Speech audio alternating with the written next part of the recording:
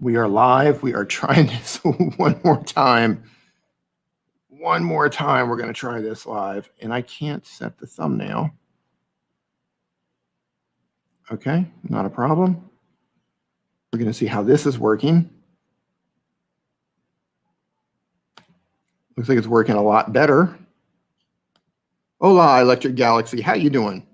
My apologies. This is the 2.3 version of the live stream today. We're having all sorts of technical issues here today. Hey, Raphael Gaming, we're good now? We're good? Give me a thumbs up if that's good. There we go. Raphael says it's good. If Raphael says it's good, then it's good. All right. So yeah, so it seems the problem wasn't YouTube. The problem was Streamlabs. I was using Streamlabs OBS to go live. Mistake number one. Streamlabs just did an update today. Well, they issued an update between the last time I opened Streamlabs versus today, and it did this huge update, and then everything's broken again. Hey, Doug, how's it going? Doug, it appears it was a Streamlabs issue. Surprise, surprise. I got to say, you know, I hate to put companies on blast, but Streamlabs OBS has, like, when it's good, it's great. But when it's bad, it's terrible, and it's bad probably 25 or 30% of the time. We've messed up more live streams between me and my brother using Streamlabs OBS. Tons of live streams have gone south because of Streamlabs, and it's always because of an update. Everything works. They force you into an update, and then there you go. So, you know, what I would say is use OBS. Don't use Streamlabs. Use OBS. Use vMix. Use Ecamm Live. Use StreamYard. I'm streaming right now with StreamYard. Hey, the nerdy lady, how you doing? Raphael Gaming says, D, I have a question. Did I really win a set of steak knives? No. So you were the first to comment, and that was from a movie. Glenn Ross. Doug says, I ditched the video I was making to blast Streamlabs late last year. Yeah, I've had to bite my... So that's why I haven't done an update on the app. Uncle Dan, how's it going, man? Nice to see you. Yeah, you just got your Streamlabs all set up and the update hit. Exactly. So those of you who know, Streamlabs has a mobile app. Half of the time, it's pretty good, but it's plagued with problems. So that's why I don't make any videos on it. People keep wanting me to make an updated version of the StreamYard app or the Streamlabs app that I made a year and a half ago. It's still getting tons of views, and people are saying this isn't accurate because it's an old video. They've updated it, but it's plagued with problems. So is the software. So, you know, what are you going to do? We're gonna keep going. Mobile Streamlabs is a nightmare. There you go. You heard it here first. I know Doug Hewson. He's made some videos on Streamlabs. Yeah. Here's the thing. Here's opportunities for people, right? If you're in the tech space, if you're in the mobile space, and you want some views, solve problems for Streamlabs, because Streamlabs streamers for the desktop version and for the mobile version, it's plagued with issues. So if you can solve those problems for people, you're going to get views on those videos, guaranteed. Am I still eating? I don't know. Okay, so here's what we've got going on. If you guys have any questions, I'm going to drop a link into the chat right now. Head down there and ask your question down in the form. I'm going to be digging through those in just a little bit. And some people already asked some questions before we went into when this was Stream Quarantine version 2.1 and then 2.2, people were asking questions in that stream. While that fills up, I will take a couple from the chat here before the chat starts moving. So Tier Talk says, do you think if your channel is not monetized, YouTube doesn't promote you as much? No, I don't believe that. I know every now and then somebody will post videos with proof. They'll upload some videos without monetization, and they'll see a little bit of a dip. But generally across the board, I don't find that to be true. I don't personally know anyone who has proof that says that their videos don't get reach because of lack of monetization. Up until recently, I was not monetizing my sponsored videos. So if I worked with a brand and we did a sponsored video, I would monetize it. I've since changed that, and the brands are okay with that. But those videos, some of those videos got tons of views with no monetization whatsoever. So in my experience, absolutely not. Thanks, Doug. The nerdy lady. So hold on, I'm gonna hit this one too with Uncle Dan. Epoch Vox says set himself up very nicely with how many OBS tutorials he has made. Yeah, he's kind of like the godfather of OBS tutorials. Kitty Love, yes, this is the same form. The form has not changed. Vernie's Junk Closet, how you doing? You do it, John. Brother, I got to tell you, and you saw me reply to your Facebook post. So John, who's in here right now, goes go by You Do It. He created this piece. He 3D printed this piece that goes on the back of your head. The problem with wearing masks, right? You wear a mask, and if you get the kind that wraps around your ears, is that when you leave those on for a long period of time, it rubs the back of your ears raw. So he created this piece, and he's 3D printing them to where it goes around the back of your head, and it has multiple hooks. So you hook it on this little piece instead of your ears, so you can wear the mask for a longer period. John, that's just brilliant, man. Absolutely brilliant. I love it. Okay, Matt Finchenbaugh created it. I was printing it. Okay, cool. Yeah. Hey, listen. When this is all over with, and nobody needs these anymore, I want to get a couple from you. I think I mentioned that on Facebook because we wear those over in Thailand with the pollution, and they always hurt. Hey, G. Michael Jr. Yes, I'm back. Create and Adorn says, so StreamYard, OBS ? I have to check them all out. So glad I jumped on at the right time. Thank you. Okay, so I'll cover this real quick. I'm using StreamYard right now. The failed streams where I couldn't get to go live, that was Streamlabs. Streamlabs gives you a bunch of control. You can set up all these different scenes and do all this fancy stuff with your live streams that you cannot currently do in StreamYard. You can also do that in OBS. Now, because OBS is open source, that means they allow their code to be tweaked so other people can use it. So Streamlabs took OBS's code and kind of made it their own and built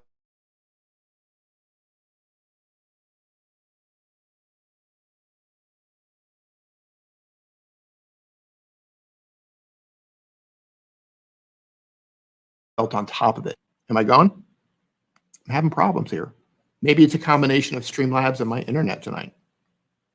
Now, StreamYard, where it shines, is that you can bring on a guest. So if I want to interview someone, if I want to bring on other people and have a community discussion, I can send them a link and they can just come right on to StreamYard. And that's really convenient. TWD Universe says, did Prism take out the option for us to use external webcam? To my knowledge, no, but you need to make sure that you have the right connection, and you got to have the right connectors to make that happen, and it has to be the right webcam. Not all webcams are going to work, but if you're using some of the Logitech webcams, like the 920 and those variations of it, it should work just fine. Isolation says, thanks for the background remover. It helps a lot. Yes, I have a video out on removing your background easily. The nerdy lady was happy to take a break from editing, and I saw D was live. Woohoo! Yes. Okay. So I'm gonna answer a couple more of these in the chat, then I'm gonna head over to the forum here. Certain vids. Do you think it's worth to pay $25 for StreamYard? If you want to put your own branding on your live stream, see right now here, there, this is a TubeBuddy logo. TubeBuddy sponsors the stream, right? TubeBuddy sponsors my live stream. So normally I put some sort of their logos on my live stream and talk about TubeBuddy. If you want your own branding on there, and let me show you what it looks like without this. So if you don't pay for it, you're going to get the StreamYard logo. Not the end of the world, but if you want to personalize it, you can put your own branding on there. You can also put overlays. For example, this is the StreamYard overlay that comes default. You can put your own overlays on that. Let me find an overlay here just to show you an example. When I was live on TubeBuddy's 24-hour live stream, we made some custom overlays here, and let me see if I can find those. Hold on one second. Oh, where did I put those? Live streams. I hope I still have those. Nope, I don't have those ready to go. Oh yeah, actually I might. Hold on. One second here. Let's see, documents. See, this is how it works. I'm looking for something, and I can't find it exactly. Give me just a second here. Desktop sort. TubeBuddy 24. Okay, there it is. So how I was just talking about, you can add your own custom overlay. So let me upload one here so you can get an idea. Sort. So this is one of the ones that we did for TubeBuddy. We're doing their live stream. Let me upload this and activate it. Right now, I can also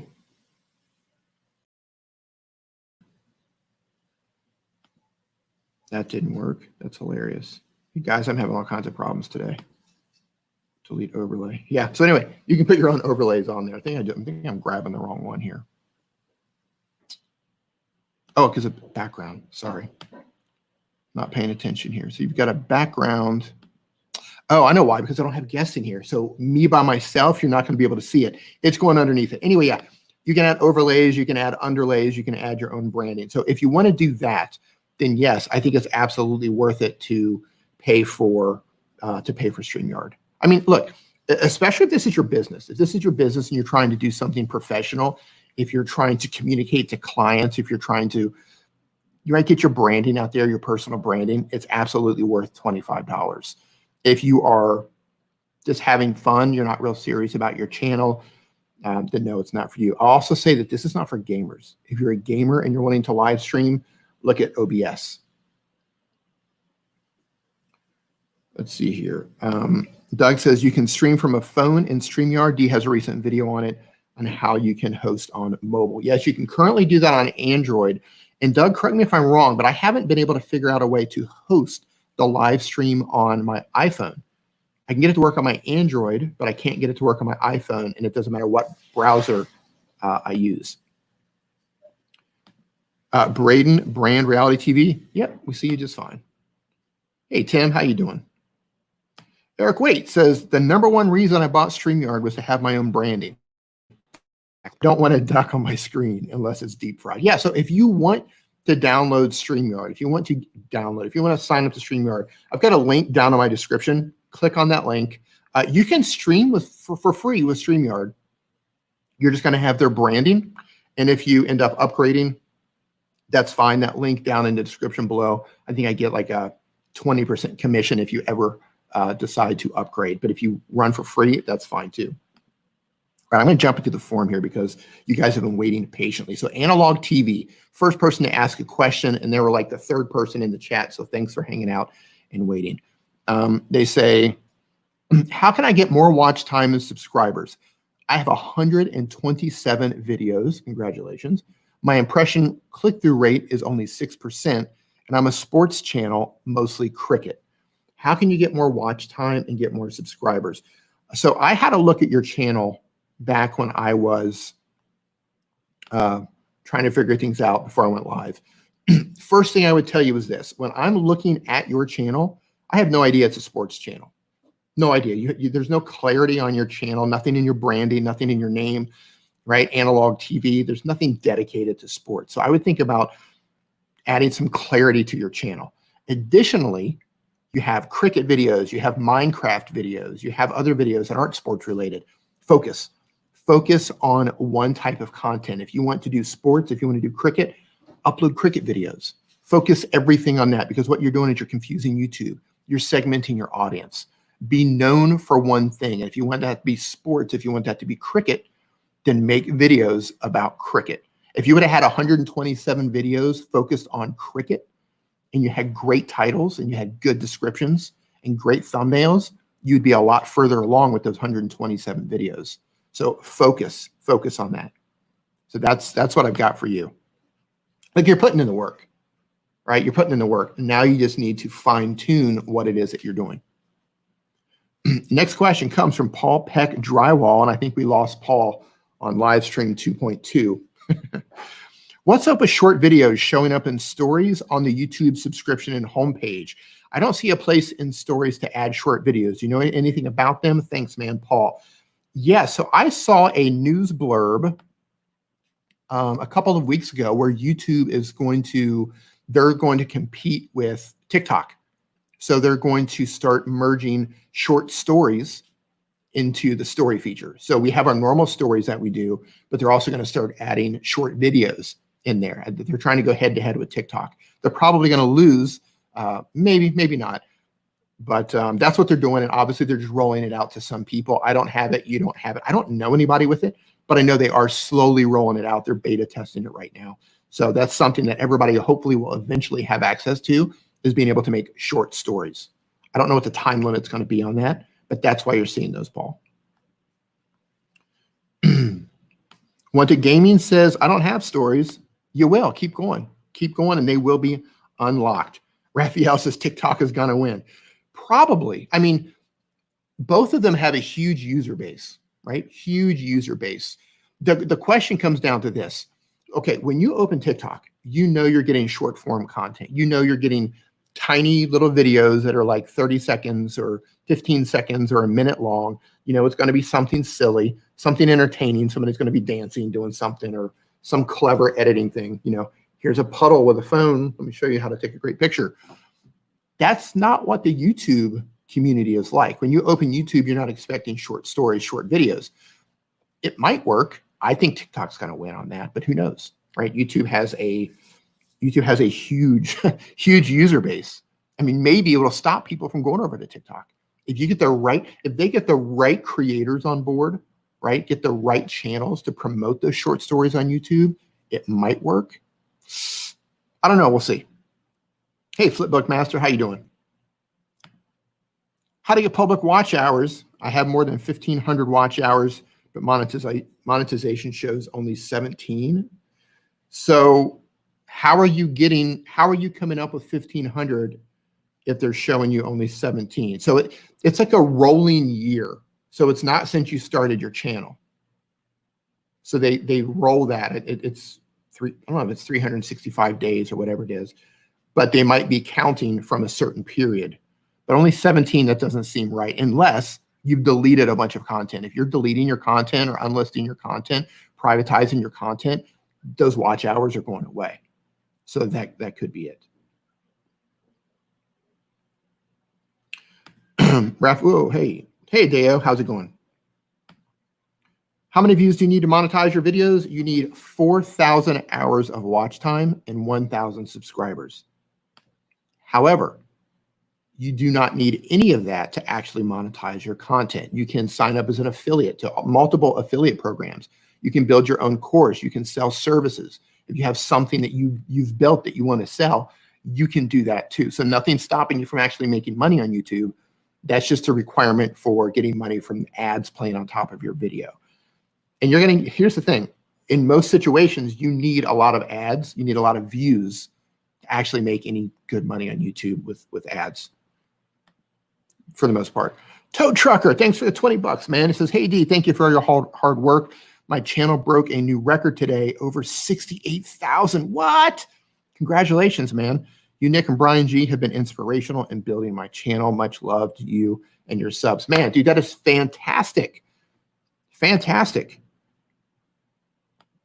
Good to hear that. And I'm curious, how many people in here are getting a large swell of views right now, right? The majority of the world is inside. They're online.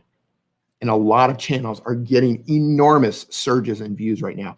If you are getting a huge surge of views right now, type in yes.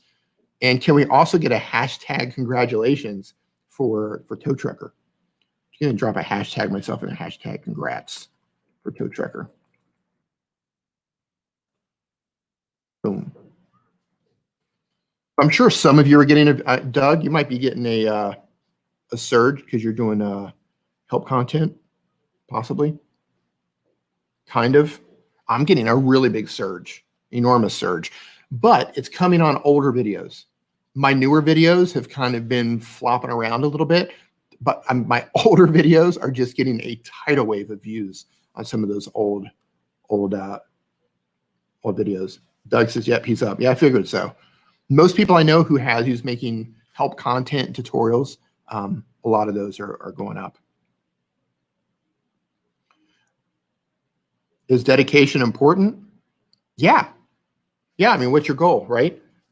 Tom Kean says, is dedication important? I'm guessing dedication to your channel. So my question to you would be, what is your goal for your YouTube channel? If your goal for your channel is to have fun, if your goal for your channel is just to upload videos and use YouTube as a cloud storage, then no, dedication is not important. If your goal is to grow your channel, to make money with your channel, maybe become a full-time YouTuber, then dedication is incredibly important. You're going to need discipline. You're going to need dedication. You're going to need strategy. You're going to have to know who your audience is and how to speak to them and know how to make videos for them. So yes. Chef and Moore says views are down. Sorry to hear that. Very sorry to hear that. All right, next question from the form linked down below. Kitty Love, who says, I'm 16 years old and my channel is made for kids because of that. No, you're wrong. So my question is, any tips to grow my Made for Kids channel?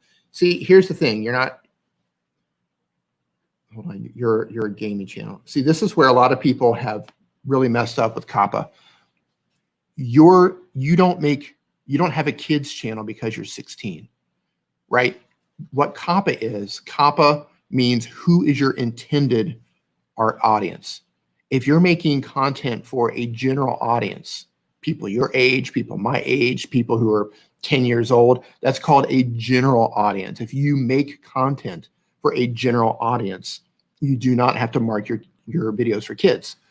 If your target audience is children under the age of 13, specifically under the age of 13, you have to make your content for kids. Simply being a kid, simply being under the age of 18, no. So if you've marked your videos incorrectly, you kind of shot yourself on the foot. In the foot, you need to go back and you need to correct those, because simply being 16, that doesn't mean anything. Now, if you are making content for children under the age of 13, then keep them marked as kids. But if it's general audience, then you're not making them for kids.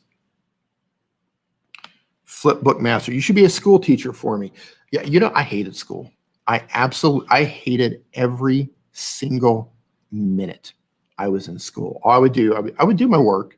I would get things done, and I would just sit there and I'd watch the clock. And it was just the most painful experience. Kitty says, I'm making for general. Okay, so if you're making it for general, then you're not making it for kids. So you don't have anything to worry about. Just keep moving forward with all the other basic practices that everybody teaches. Just keep going. School is not for everyone. Yeah, I mean, I finished, right? I went through it. I did the stuff. I did all the things. I did all the stuff I was supposed to do. I just didn't enjoy it. I wanted to be doing something else.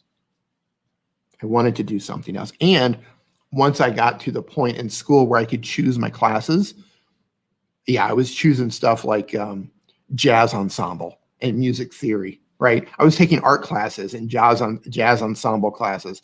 I was taking music theory classes. I was just things that I wanted to do. Oh, man. All right, next question. Comes from Kitty Love. Wait, did I just answer that? Yes, I did. The Musical Lounge asks, what are some tips to grow as a classical musical channel? That's funny. I'm just talking about music. Almost everything has been used, it seems. Well, you have to think. Let me look at your channel really quick here. Classical music every day. So you're doing 24-hour live classical music for sleeping. Let's see here. Okay, so it looks to me that you are just playing, music. I don't know if you're creating this music or if you're getting the music somewhere else, but you're just playing the music, and you've only been going for a little bit of time. 4 weeks. You've only been on YouTube for 4 weeks. So you haven't even scratched the surface. But I'll tell you this, a lot of it's going to come down to the titles that you choose and the thumbnails that you choose. I listen to a lot of live music, right? There's channels that I go to, and sometimes I'll search for, like, relaxation music live, right? And what I'm looking for is I'm looking for the right title that speaks to me, right? I'm looking for the right thumbnail image that speaks to me. So you're going to have to work on that, because you need to figure out, okay, you're not just focusing on people who like classical music. Why don't you focus on people who like classical music to do certain things? like people who like to study while listening to classical music, right? And think about how to craft your title and how to make thumbnails that would be attractive to people who are studying to classical music. So I would rethink how you're doing it instead of just, and you might be doing that already. Let me double check. Instead of just classical music, right? The saddest piece ever. Classical music every day, quarantine energy boost, space 4K. I mean, some of these might be cool, but I would just keep going. 4 weeks, do this for 8 months or a year and really focus in on your thumbnails, really focus on those titles and think about who it is that you want to reach. Focus on that, and I think you'll make some progress. Please go down to the description box to buy Nick Nimmin's earphones. That's why the one you see he's using. What? First of all, not Nick. Second of all, I don't sell these down there. I actually bought these in Japan. I'm guessing you mean these. I think these are JBLs. I bought these in Tokyo like 7 years ago. I'm one of those. I hold on to gear, right? Same earphones for like 7 years, maybe even 8 years. Same things. They sound amazing. Yeah, we're going to start banning people. That's not funny. All right. Oops, I just saw one. Hold on here. 6 and 12. Will you make another Videoleap tutorial for pros? I do have some Videoleap tutorials coming. But what I'm finding works best for Videoleap is to break things down, and this works for any app. Break things down bite-sized. Instead of me going, I might do like an all-in-one tutorial, like watch me edit my YouTube video in this app, Videoleap or KineMaster or whatever, and just go through the whole process. But then what's going to happen is this. The comments are going to be loaded with people saying, I don't understand. You lost me at 2 minutes. You lost me at this part. Why this part? Why did you do this? And I might add some of those, but what my goal is right now with apps is to pinpoint certain things and make videos about those, like how to add music to Videoleap, how to use the masking feature in Videoleap, how to do picture-in-picture in Videoleap, right? How to do reaction video in Videoleap, how to, right? Those sorts of things so you can find exactly what you're looking for. So that's going to be my strategy moving forward with apps, if it's beyond just like a getting started or a beginner's guide. Because if I do like a pro level editing, right? Say Videoleap or KineMaster or Power Director, whatever it is, LumaFusion, video editing for pros, it's not going to get a lot of views because people who are pros, they don't need to watch a lot of tutorials. Now, you could get into advanced editing techniques, like how to make custom transitions, how to do certain things like that. But again, that's more niche, that's more niche, right? So yeah, we'll see. Nerdy Lady, what's the masking feature? You said Videoleap reaction video tutorial was coming. Yeah, that's actually coming maybe within the next it's coming within the next week. It's probably 80% recorded. I'm just trying to figure out how I'm going to finish it. A masking feature, I'm going to make a video on that as well. Explain how masking works. It basically means that you can delete part of your video, right? Like let's say if I wanted to use a circle mask and I had this talking head video, I could put a circle around my head and it would only show my head. It wouldn't show everything else around me. Then I could move that to a different part of the screen and I could play another video underneath it. So I could give like a reaction, right? My reaction, I'm up in the corner watching, and you see my reaction while the video is actually playing. Masks are cool. Gnarly Toasters, channel name of the day. I have a question. What's the best app that's not Videoleap? Depends, right? Depends on what your editing level is. It depends on if you're on Android or iPhone, right? That's an open, how long is a piece of string, right? It depends, but I'll tell you this. So on Android, here are the apps that I think are best. KineMaster, Power Director, Adobe Rush, VLLO, VLLO, and there's another app called VN. I have a video coming on VN. I think those are the best for Android. iOS, of course, you got Videoleap, you've got LumaFusion, you've got iMovie, KineMaster, Power Director, Adobe Rush, VN, VLLO, right? There's a lot of great apps. Flipbook Master, great question. What is the secret of Mr. Beast to get millions of views? Here's the thing about Mr. Beast, and I need to actually pull him up so I don't give the wrong information here. So hold on here. Mr. Beast. Mr. Beast currently has 34 million subscribers. But if I go to his video tab and I sort the videos by date added, Mr. Beast's oldest video is 8 years old. So he's been uploading to YouTube for 8 years. 8 years consistently uploading to YouTube, learning along the way, learning what's not working, learning what's working, focusing more on what's working. It took him, right? It probably took him 6 years before he started to really get things going. He made, what was it? His first 200,000 subscribers, he used an iPhone to get them. So the secret to Mr. Beast's success is, 1, he's been doing this for 8 years. 2, he's really smart. And 3, through that time, through that 8 years, he's been able to identify his audience, and he's learned how to make content that people respond to. Now he's on fire. So that's his secret. Scully's House of Thrillers, how's it going, man? Nice to see you in here. All right, next question.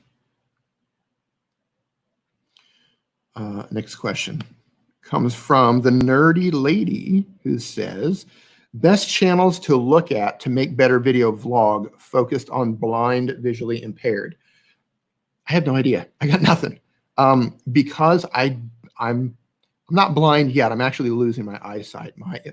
So I have one eye that is, I'm not blind because I can still see out of it, but it's like 95% blurry. Like if I take my glasses off, this eye, I can't make out anything. It's just like it's almost like I'm looking through a frosted piece of glass. However, I've had multiple checks on the eyes. They say the eyes are healthy. They don't know what the problem is. So this eye is getting me through. But that being said, I've never looked into vlog videos for visually impaired. However, they're probably out there. So unfortunately, I can't help you with that, but I would just go to YouTube. Go to YouTube, start searching, visually impaired vlogs, visually impaired, content creators, that sort of thing. And hopefully you can find something. I've never looked, so I can't give you an answer on that, unfortunately. But here's the thing. If you can tap into that, and you can help people who are also looking for that, there's a huge opportunity there. Anytime you find a community and you're struggling to find, or anytime you have a question and you're struggling to find an answer, there's probably countless people trying to find the same solution. So if you can provide that solution to people, there's opportunity. Jump on that. Next question from Tier Talk. Do you think if you're not monetized, oh no, I already answered this one. No, I don't think so. Next question from the Music Lounge. How can I stand out as a small classical music channel? It feels like everything's been done. Okay, so we already answered that question. You stand out by, you've been doing this for 4 weeks. You've been doing this for 4 weeks. You've got a handful of videos up. So focus on better titles. Focus on better thumbnails. Focus on thinking, who do I want to reach? Who is my ideal audience and how do I reach them? What titles would trigger those people? What thumbnails would trigger that audience to want to click and listen to my classical music? So you're going to have to reverse engineer, right? I've got classical music. What type of people do I want, right? What type of people are going to want to listen to a live stream of classical music? And then reverse engineer what that is. It's a process. You've been, we were just talking about Mr. Beast has been doing this for 8 years. You've been doing it for 4 weeks. It's going to take a while, right? Just keep going, keep uploading, keep looking at your analytics. You'll get there. It's a process that everybody has to go through. Vernie's Junk Closet asks the question. I am a membership channel and I have a membership tab on my page across the home tab, but some pages do not have that tab. Why? Because not everybody has memberships. Because, okay, so if you're asking why other channels don't have that, it's because they don't have memberships. If you're asking why some viewers don't see the tab, it's because that their country might not be monetized for that yet. They might not be able to pay for that yet. For example, I live in Thailand. I'm not there currently, but I normally live in Thailand. We can't give super chats. We can't donate. We can't become channel members to anybody. So because of that, I don't see the join button, right? If I go to somebody's channel who has channel memberships, I don't see the join button because it's not offered to us yet. So that's what you're seeing. Raphael Gaming asked the next question. Is it okay to mobile game trending topics, for example, Free Fire? Here's the thing. Everything is okay. If you have an idea, you're like, hey, this is trending. Should I make a video about it? Make a video about it. Test it and see. The only thing about trending that you need to be mindful of is, I'm going to put that on there. There it goes. YouTube is a journey. Enjoy it and have fun. Exactly. The only thing about trending to be mindful of is that if your channel is about one thing and you jump on a trend, right? And I'm going to explain my own personal experience with this. Your channel's about one thing, you jump on a trend and that channel and that video does well. All of these people are going to come in from that video. And if that doesn't match with your current content, they're not going to be very interested in what you're doing. So my own personal experience with this is on my channel, I teach people how to make content with their phone, how to YouTube with their phone, how to do things with the app so they can be creators on various platforms, right? I'm focusing on creators. However, I love dark mode. Everybody knows that I love dark mode. I would paint these walls black and live in a black house if I could. I love it. Everything dark, matte black, everything. So when dark mode apps are coming out, right? I jump on that. Even though I know I shouldn't, I have to. I want to make it because I want to spread the darkness. I want to spread the darkness in the world. So I make those videos. And what happens is, and what did happen is people who are not interested in making content on their phone, people who are not interested in making thumbnails, people who are not interested in live streaming with their phone. That's what my channel is about. But people who are only interested in dark mode, they found my channel. And some of those videos have been crazy successful. My top video, over 1 million views, how to turn on dark mode on YouTube and Android, right? Over 1 million people saw that. And that thing has brought in so many subscribers, but they're not interested in what the rest of my content library is. So I have that disconnect, right? Now, but those are videos that I wanted to make. I like making those videos. Unfortunately, it does come with that double-handed thing, right? I know I'm bringing in people who aren't really interested in the rest of my content, but I'm okay with that. So that's what can happen when you jump on trending. So be selective with trending. Wanted Gaming, did you lose those subs? Okay, inside of analytics, you can look to see how many subscribers you've lost. I don't look at it. I've looked at it maybe a year ago. I've lost thousands and thousands and thousands of subscribers. People unsubscribe for different reasons. Maybe you're upset. So, Publishing with Dale, how's it going, man? I hope you are doing well. You know, some people, I gotta heart this one. I love dark mode. Can we just get a I love dark mode for all of you people in the chat? That just feels good. I love that. I'm just gonna leave that on there for a while. Right? So people unsubscribe for all kinds of reasons. They unsubscribe because maybe they asked a question during my live stream and I didn't answer it, or they didn't like my answer. Unsubscribe. Maybe they started off as a mobile creator and they ended up getting a camera and a computer. They don't need me anymore. Unsubscribe. Maybe they don't like the direction that they came. You know, maybe they want more gear. Maybe they want more gear videos. They want to learn more about gimbals and wide angle lenses and microphones. But I've given too many videos on editing apps and how to make thumbnails. People think, I'm kind of losing interest. Unsubscribe. Maybe I said something on Twitter that they didn't like. They got offended. People are really fragile these days. Unsubscribe. So people unsubscribe a lot. I love dark mode. I just want to leave that on there all night, but I can't. Chef and More. Any advice for cooking channels? Yeah. So everybody who has a channel in here thinking, well, what about my channel? What about my channel? What about a gaming channel? What about a cooking channel? What about a music channel? It doesn't matter. It doesn't matter what you do. What matters is that you're making content that resonates with an audience. So I don't know what kind of cooking that you're doing, But if you're struggling to build momentum, instead of saying, I have a cooking channel, drill down a little bit deeper. What type of cooking are you doing? Are you focused on a particular type of cooking? Is your cooking just about cooking in a wok? Is it about deep fry? Is it about cooking with fresh produce? Is it about keto cooking? Is it about meal preparation? Like, what is it about your cooking channel? So start looking layers deep, because if you're saying, hey, I got a cooking channel, nobody's watching. It's because competition is fierce. Competition is fierce. It's the same reason I don't make videos, right? The new iPhone SE just came out. Didn't order it. Might get one eventually just to see how it is. Whoa, look at that. Oops, let me turn this off. And is it off? No, turn off. I love it. There you go. I didn't make a video about it, right? But guess who did? Every single tech channel. Marquise Brownlee, however many billions of subscribers he has, he's got a video on it. Lou Later, Unbox Therapy, he's got a video. All of these huge channels, they jump on every single phone that comes out. I don't do phone reviews because of that. I'll get buried I'll get buried with those guys. You won't find me. So I'm not going to talk about the iPhone. I mean, you know what? When this came out, I made a video on it because I thought it was a great phone. But that's not the goal of my channel. I'm not going to talk about the iPhone, but I'll tell you how to make content with it. I'll show you how to live stream with it. I'll show you how to edit videos with it. I'll show you how to make thumbnails with it, right? What I'm doing is I'm kind of niching down a little bit. Instead of saying, hey, here's a new iPhone, let me show you what you can do with the iPhone.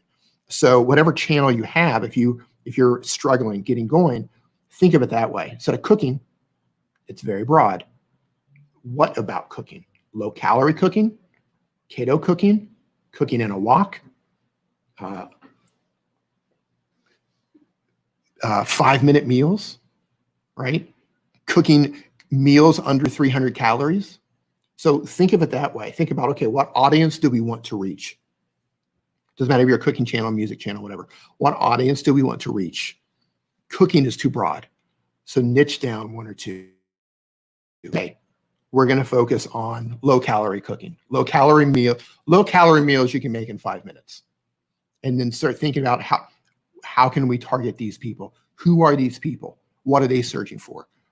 Right? What thumbnails would they be interested in? What titles would compel them to click? And then go after it that way.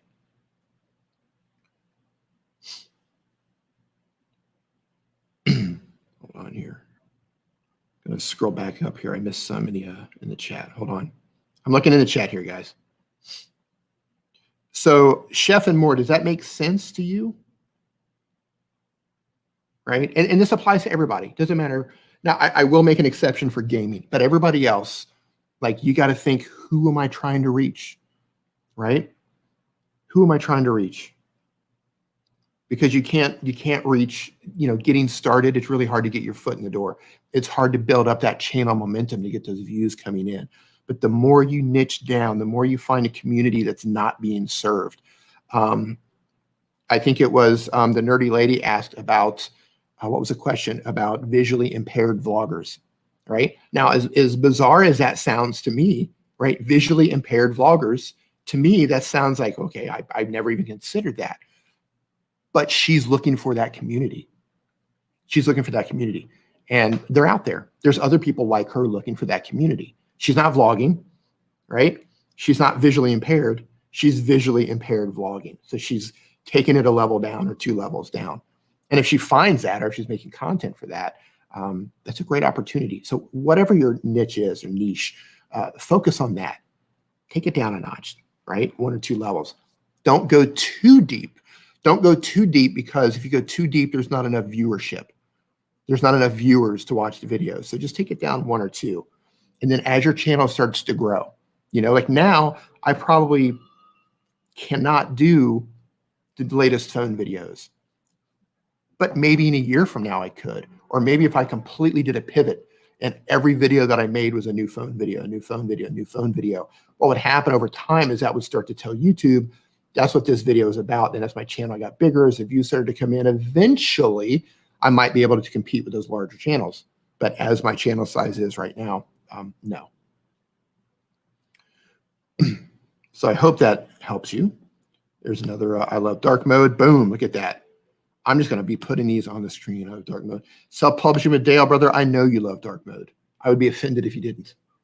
Hope Kelly is doing well. Kitty love, dark mode. Dark mode. Look at this.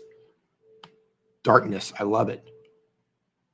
I am dark mode. That's what I'm talking about. I love dark mode. Look at it. Look at it. I love it. I love it. 3D Plastic Fantasy. How you doing?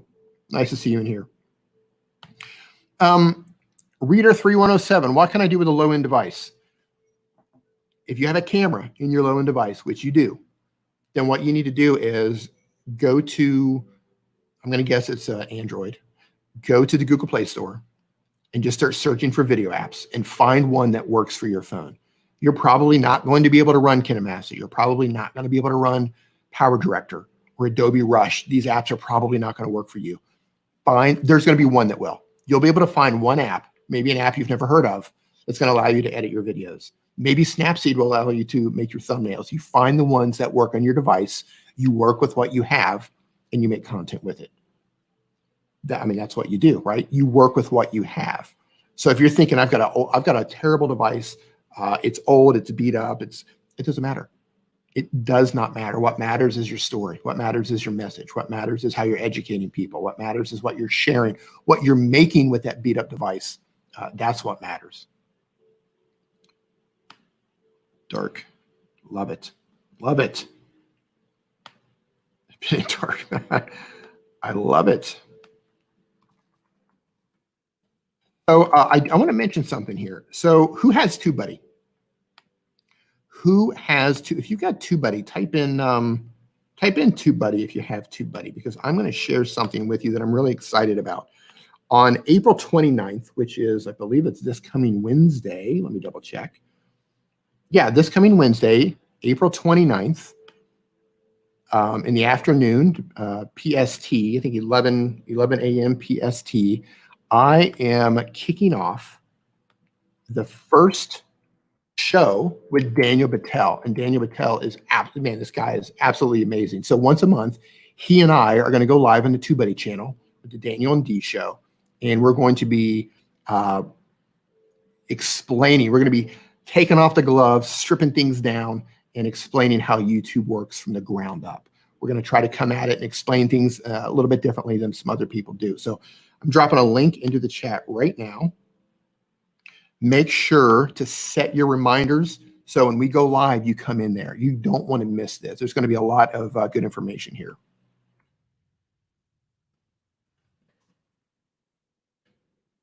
Nice. There you go. Scully says, I make all my content on a Galaxy S7. There you go. Daniel Battelle is the man. Yeah, absolutely he is. Hey, man.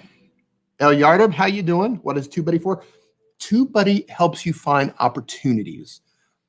So the way it works is you connect it to your YouTube channel. By the way, if you don't have TubeBuddy yet, link down in the description below. And now, if you have the app's okay if you've got nothing, but it really shines if you have a computer, desktop computer. And the way it works is it connects with your channel, and it can analyze your data. And as you go to the search tool, and you can start searching for titles that could work for your channel. So it helps you find opportunities with keywords and places that you might be able to rank. Now, here's the thing. A lot of people think I installed TubeBuddy and it's not working. The views aren't coming in. What is going on? You still have to create a good thumbnail. You still have to make a video that people want to watch. If people start your video and they're like, after 10 or 15 seconds, they're bouncing, that's a signal to YouTube that says that people are not interested and they're not going to push your video out, right? TubeBuddy can only help you find an opportunity. It's still up to you to hit a home run on your thumbnail and the video. That's an important thing that a lot of people are not thinking about. I get it all the time. People, hey, I downloaded TubeBuddy. I'm not getting views. What's going on? It helps you find opportunities. And it does other things too. In the desktop mode, you can A/B test your thumbnails to find out which thumbnails are getting clicked on the most. It has a lot of great features. It has auto replace tools. So if you want to do an auto replace on a specific link, like right now, Amazon, those of you who have Amazon links or Amazon affiliate, they just lowered their affiliate payout for a lot of different types of products.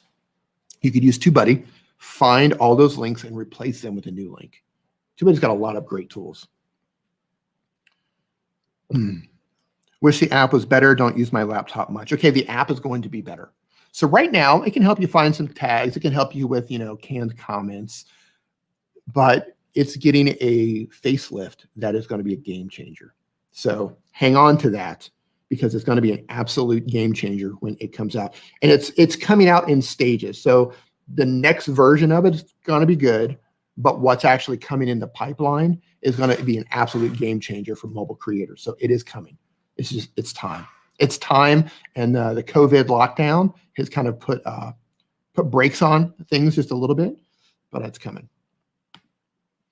Can I do mobile gaming streaming with Prism Studio? Yes, on an Android. They have a feature called screen sharing. Screen sharing. With screen share, you can stream your game. Yep, it's coming too. Same with Android Videoleap. Android Videoleap should be out already, but because of the quarantine thing, they put a delay on that. So that's coming as well. All right, so back to the questions here. By the way, if you just joined us and you're asking questions in the chat, I can't see them all in the chat. I've got a link to a form down below. Drop your question down there. This one is from Certain Vids. What would you say is the best app for thumbnails on iOS? My app choice for iOS would be a combination of PixArt, Snapseed, and Lightroom Mobile. I think between all three of those apps, you can make some really amazing thumbnails. You can do it all inside of PixArt if you want, but I like some of the controls that Lightroom give me, and I like some of the controls that Snapseed give me. So it depends on what I'm trying to make. If I have a certain look, and that's the thing with knowing these apps, like once you play with the apps, you get to learn this app has this filter, this app has that filter, then you know which one to use to achieve a certain effect. So PixArt, Snapseed, Lightroom, one or all of those apps will do that for you. Next question. I also have ran a channel in the past, but it doesn't seem to be growing as fast. Any ideas why? Your channel in the past, I mean, there's no context there, but there's a good chance that one, you maybe haven't been doing it long enough. Two, maybe you're not making the right sort of content that people are interested in, or maybe you're just messing the titles up so people can't find your content. Your thumbnails could be bad. There's a lot of variables, so I need more context with that. But if it's not growing as fast, it's probably something that you're doing, and it could be something as easy as just not giving it enough time. A lot of people want to come in. They've been doing this for a couple of weeks or a couple of months. I'm not growing fast enough. Like I said before, Mr. Beast has been doing this for 8 years. It can take time. Next question. Motivational TV. How do I grow my motivational channel for more views and subscribers? Exactly the way that I talked about for the cooking channel and for everybody else. You do it by, instead of doing broad motivation, everybody's doing broad motivation. Motivation, right? You have to think about who exactly am I trying to target? People who want to be motivated. Everybody wants to get motivated. Drill down, right? How about you focus on people who need to be motivated to study, or you're trying to find people who need to be motivated to go to the gym, or people who need to be motivated to start a business or become an entrepreneur, people who need to be motivated to learn how to create lists and stick to those lists, right? Here's my task. People who need to be motivated to just start moving and do things, right? Drill down 1 or 2 levels and target people who need to be motivated to do something else. By just doing motivation, it's too wide, it's too broad, you're going to struggle. I'm not saying you can't, just saying the growth is going to be a lot slower, and that's probably what you're experiencing now. That's why you're asking the question. But drill down, focus on a particular group of people who need to be motivated. Make 100 videos, right? Make 100 great videos for those people. Make sure your titles are put together in a way that it's something that's very compelling, or it's something they can find through search, one or the other. And you need to look in thumbnails. Next question from the fat guy. My channel is about my weight loss journey. I also upload daily. I'm not sure whether I should keep a general theme with my tags or aim for unique tags daily. Also use TubeBuddy Pro, and I'm struggling to find tags that rank past fair. Any tips? Okay. when you're dealing with tags on YouTube, don't look at tags as something that's going to move the needle. I could go into my videos and I could start changing tags around. It's really not going to matter. Tags are just an extra clarification that helps tell YouTube what audience to put your video in front of, right? So if you have your title, let's just say, and I'm just pulling this out there. Let's just say you have, since you're doing weight loss, so let's say your title is something like keto weight loss, right? Keto weight loss for over 40, right? People over 40 years old want to do weight loss. So let's just say it's your title, keto weight loss over 40. That's one title. So my tags for that would be variations of that. Over 40 weight loss, keto for people over 40. You follow me? So all of my tags would be variations. Keto, weight loss for women over 40, weight loss for men over 40, 40-year-old weight loss, over 40 weight loss. I would build all of my tags around variations of my title. And of course, my title would also be the first tag. So that's how you want to structure your tags. It's just more clarification. And you also want to put your channel name in your tags. The last two tags of every video that I have are my name. The first one is D Nimmin with no space. The second one is D space Nimmin. That helps clarify and connect all of my videos. Now, in terms of not finding the right score, it's out there. It's out there. Make sure you're unweighted and make sure finding the right tags, it's like solving a puzzle. Like even for me, I can sit here for 30 minutes sometimes and I'm just moving words around, switching things around, putting a the, putting an a, putting an and, right? I'm just switching things around, different words. And sometimes they're terrible results. Sometimes I'll just change one word and I get a hit. For example, so my latest video is how to place text behind an object, right? How to place text behind an object. I had that has a very high search volume. I think my ranking on that was like 89%. Excellent across the board, competition, everything was go. However, if I put how to place text behind an image, it dropped down to good, right? So just using one word, a difference between object and image. And it also changed if I took out and. So how to place text behind objects, that changed everything. An object changed even more. So you got to look at it like a puzzle, and you're just constantly moving those words around and changing variations of those words. That's how you'll eventually start figuring out what works and what doesn't work. And it's a process. It's not a fast thing. Sometimes you nail it out of the gate. Every now and then I'll sit down and I'll type something in, 100 out of 100. And then I blow it with a bad thumbnail. That's the thing, right? You can nail it. You can nail everything perfectly and then blow it on your thumbnail or your video, right? Title, nailed it. Thumbnail, nailed it. They hit play and you've got bad audio, or they just don't like your delivery, or you've got a 20-second intro that comes in. There's lots of different ways to blow it on a video. So you kind of have to check all the boxes. Sir, I don't know how to pronounce your name. Ibrahim Umar. How you doing? Hope you're doing well, sir. El Yardib says, question, I'm Mexican. Hola, amigo. I'm an ESL teacher. Do you think it's better to have an English teaching channel for Spanish speakers or a Spanish teaching channel for English speakers? Hold on. Who are you actually trying to teach? So if you are, obviously you're a Spanish speaker, but if you're teaching, I don't know which one you're doing here, but if you're teaching Spanish speakers to teach English, then that's what you need to make your entire channel about. Then your videos need to be targeting those people because they don't know how to speak English yet. So you want to arrange your channel, put your titles, put your description, all that should be in Spanish, right? Because you're targeting those people. Who is your target audience? Whoever your target audience is, make your language target them. If it's backwards, if you're targeting English speakers and you're trying to teach them Spanish, then target everything in English. Hope that makes sense. Blue Guns and Roses, how you doing? Tom Kean, what do I do if you get inactive subscribers? You move on. You move on. Here's a great example. I have, as of today, I have 80, hold on here. I have 86,000 subscribers as of today, right now.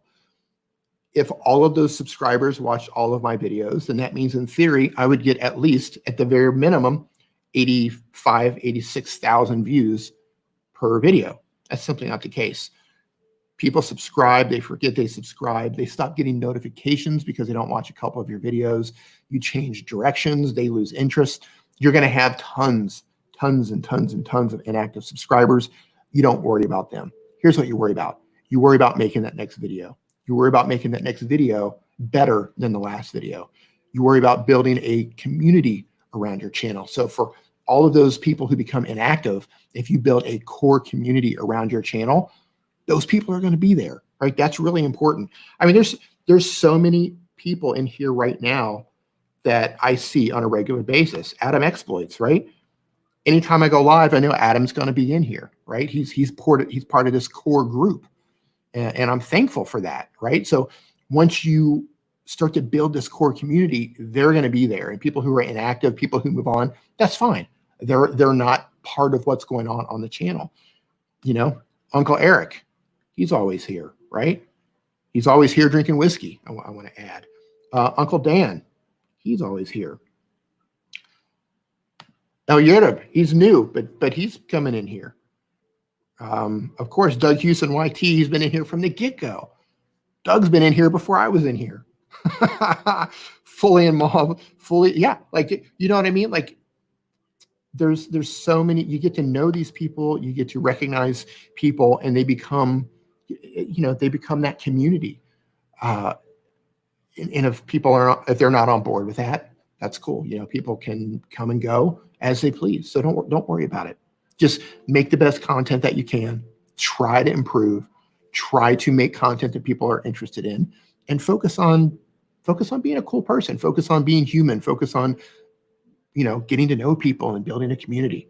That'll get you further than anything. You know, chasing the subscriber number. Don't get me wrong. I love it. I can't wait to get my 100,000 subscriber play button. I can't wait. But that number, that subscriber number, doesn't mean anything in terms of actual success of the channel, right? My views matter more, because when I'm working with brands, they want to know, okay, well, if we do a video with you, what kind of views can we expect? They don't ask me how many subscribers I have. They say, how many views, if we do something together, how many views do you think we can get? How many clicks do you think you can drive to our product, right? And also in terms of views, let's say you're trying to teach somebody how to do something. I don't care how many subscribers I have, that's not going to really affect my reach, because YouTube's always pushing my videos out to people who are not subscribers as well. But I want as many views as possible. That means I impact more people, I help more people, I solve more problems for people. So focus on views, focus on community. Insult the blind guy, that's what's up. So that's what's up right there. All right, next question. Can you guys hear that? So I'm in this. So El Yurub, you might know where I'm at. So I'm up on the hill. I'm up on the hill here in La Paz, where all the large white compounds are. I'm up there. So I'm in this unusual compound. There's like layers of white, these condos, and they're on top of each other, but the walls are really thin. And there's a person on top of me. It's just like playing. I mean, they're really good at piano, but they're just up there like playing away. I don't know if you can hear it or not. It's really loud. So I'm going to meet you next weekend, the power video. Yeah. Next year.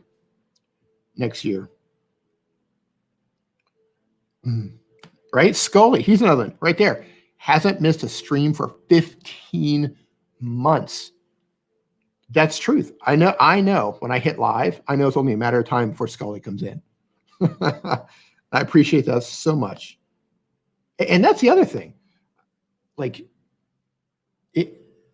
I appreciate the subscribers. Don't get me wrong. I appreciate it. I can't wait to get the play button. But I appreciate those people who are always there. The people who I always see in the comments, people who keep coming back, people who we have communications with, you know, through DMs and that sort of thing. But yeah, I appreciate that so much. CDC Gamer, D, how do you motivate yourself to make daily videos if you don't want to? You kind of answered your own question. You're not made out to make daily videos. I mean, I don't know what to tell you, but it's not about motivation. It's about discipline. You have to discipline yourself to make those videos. It's like going to the gym. You have to discipline yourself to go to the gym, or eating healthy, or stop smoking, or learn another language. You have to discipline yourself to study. Same thing. There's nothing I can tell you to motivate you to make you do daily videos. What will make you do daily videos is discipline yourself to make daily videos. And no matter what, rain or shine, you make a daily video. And you keep making daily videos until a habit forms. It's a matter of time before a habit forms. 1 month, 2 months, 3 months, 4 months, however long it takes, you'll eventually create a new habit.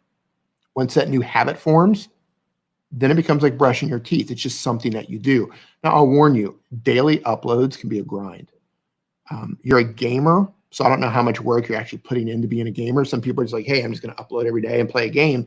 But if you're actually editing, if you're making good thumbnails, if you're putting quality content out, doing that every day for an extended period of time, that can be a grind.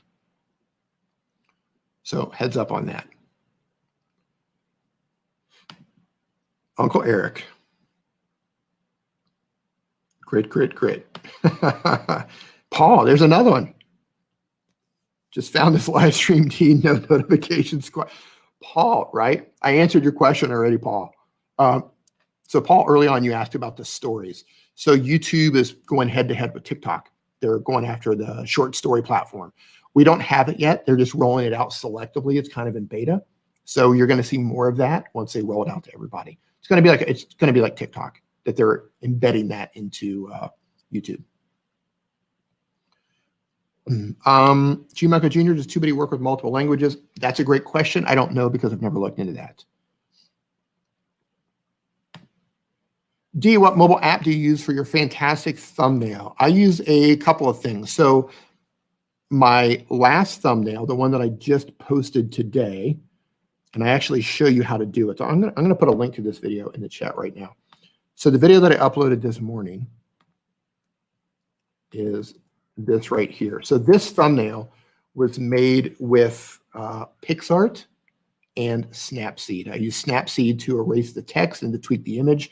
Then I opened it up in PixArt, and I used their layering feature to pull in transparent PNG of a phone case, and I put a background, and I built it all together that way. So PixArt and Snapseed for that. But when I'm on my studio or when I'm on a computer, I like to use Photoshop. You know, I like to know how to do it on an app. And when there's something that I can do on an app quickly, I do it on an app. PixArt, Snapseed, Lightroom, almost always. But if I'm sitting at a computer, and if I'm using something where I really want to dial in text, I usually use Photoshop for that. Question. D, we've had more traffic from India, and we're covering U.S. breaking news scenes. Our top countries in the last few weeks have been India and the U.S. Is because of paid traffic or bots. Fully Evolved Media Group, LLC, it's because the world is inside.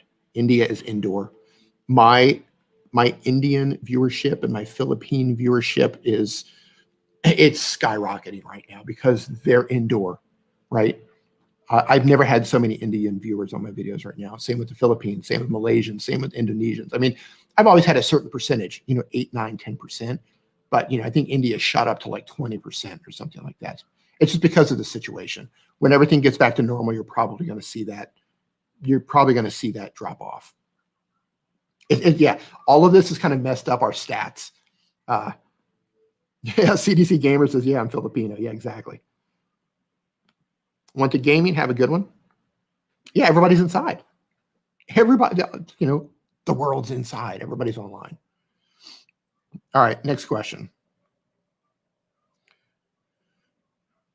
Let's see here. Scully's House of Thrillers says, what's the best software or host platform for creating digital classes? You mean like a course? If you're talking about a course, I would look at either Kajabi or Thinkific. Kajabi or Thinkific. They host everything. It's not free. You got to pay them to do it. I personally like Kajabi. I like how their system is set up. You can build it out really easily. And they host the videos. They take care of all the processing and everything. So Kajabi with a K or Thinkific. Next question. Doc and Valkyrie. I just love that name. It sounds metal. Your name just sounds totally metal. Do you have any good apps to make channel trailers? Yeah, you can make channel trailers with any video editing app. So if you're on an Android, if you're looking for something free, look at VN or look at VLLO. If you're looking for something paid, look for KineMaster, PowerDirector, Adobe Rush. iOS side, Videoleap, iMovie, VLLO, VN, LumaFusion. Any video editing app will help you make your channel trailer. You don't need a specific app to do that. If you're talking about a trailer, like an intro where your logo comes in and your logo gets all, here's 5 seconds of my logo coming in or something like that. You can also do that in a video editor, but there are specific apps to do that. Let me see if you're on an Android or an iPhone. You're on an Android. I'm drawing a blank right now. There was an app in the Android store, but they took it out. If you're on an iOS device, there's one called what's it called? Intromate. Raphael Gaming asked the next question here. What is a good routine for a gaming channel like me with online classes? Not sure I follow. Your gaming channel, but your online classes? I need to clarify that. I'm not sure there. Next question. Robert Breaker. Sorry, not a question, but an answer to an earlier question. Awesome. There's a blind vlogger. Her name is Molly Burke. She has almost 2 million subs. She does talk about how she does everything without sight. It's a great way to learn that space. Sorry, that was. Hey, that's fantastic. I'm going to paste her name in the chat. Hold on here. So the nerdy lady, I'm going to drop a name. You're going to have to search for her. This one comes from Robert Breaker. Thank you for that. Yeah, Doug, that was Legend. But they got rid of Legend, then they brought it back, and then they got rid of it again. Endeavor and family, how you doing? Much work. Nope, I'm not mute. You guys hear me okay? We're good? Endeavor and family, how you doing? Hope you're doing well. Next question comes from Wanted Gaming. Is TubeBuddy mobile app going to have a weighted keyword explorer? A little bird told me it is. A little bird told me a lot of the features coming to the app are also found in the desktop version. So the weighted keyword explorer tool, a little bird told me that it's probably coming for TubeBuddy. Probably. But you didn't hear that from me. Fully Involved Media Corp LLC. Do you have a majority of traffic? Okay, we already answered that one. CDC Gamer, how do you motivate yourself? Okay, answered that one. Discipline, son, discipline. And I know it's tough, right? Like, let's talk about motivation and discipline for a second. You can hear fine? Okay. It can be tough. Like I want to make more videos, but I lack the discipline to make those videos because I want to do other things, right? Like I want to jump, like I should have been making a video today, but instead I wanted to hang out in Daniel Patel's live stream because he was given a very interesting live training talking about how to make your audio sound better, right? So I did that instead. I lacked the discipline to say, nope, I'm not watching any live streams. I'm just going to make that video. So it's discipline. You know, we all go through that. You know, you're not alone on that. Everybody struggles with that. It's not just about making videos, it's about everything. You know, my girlfriend's always on me, and I am trying to eat healthier. But and you know, if she sees me eating some pretzels, and she's like, "I thought you were trying to eat healthier," right? Discipline. I lack the discipline. I think all of us go through that. Next channel from Mia Cat. Do you have any tips for small YouTubers? Tips for small YouTubers? Yeah, and I'm going to drop a link into the chat right now. This is the best tip I can give you. Hold on here. Find it. I'm going to drop a link into the chat. Best tip I can give you. And if you don't do this, then you have no one to blame but yourself. So YouTube has something called the YouTube Creator Academy. I just dropped a link in the chat right now. This is a free course created by YouTube themselves. It's free. You just sign in just like you're going into Gmail or something like that. And it walks you through, and it's a course. It basically, it's the instruction manual for YouTube. It tells you what YouTube wants, how to use YouTube. It tells you all the things that are important to YouTube, and they test you after each feature. So if you're new and you're trying to get the ball rolling, you're trying to figure out how does YouTube work? What does YouTube want? Because it's easy to say YouTube hates small creators. How many times have you heard that? Right? If you've heard that, say yes. Type in yes right now if you've heard it. If you've heard people say or you believe YouTube hates small creators. Right? YouTube holds us down. YouTube doesn't like small creators. YouTube doesn't like this niche. YouTube doesn't like XYZ. YouTube doesn't like people from Brazil. Right? I know you've heard that, but the reality is this. YouTube looks at every channel equally. And I know you don't believe that, but hear me out. Because here's what happens when you upload a video, and it doesn't matter what your channel size is. When you upload a video, YouTube, believe it or not, they show it to people. It might only be 5 people. This is where impressions comes in, right? Impressions. So if you look at your analytics and you look at your impressions click-through rate, your CTR, you're going to see your click-through rate, which is going to be a percentage, and you're going to see the number of impressions. This is how many people YouTube actually showed that thumbnail to. It might be 3, it might be 5, it might be 5,000, right? But it's a pool of people, however small it is. And as soon as you hit publish, they show it to some people and they start looking. YouTube starts analyzing. And if people, even if it's 5 people, it shows it to 5 people. If those 5 people are not interested, guess what happens? That's a signal to YouTube that says these 5 people are not interested in this video. So it's not in our best interest to show it to 10 people because there's a good chance 10 people are not interested. And we're just wasting time here because we need to promote videos that people are interested in. We're going to promote thumbnails that are going to get clicks. So that's what impressions is. And it's important to look at your impressions because that's how many people are seeing your thumbnail. And this is a skill that everybody needs to learn.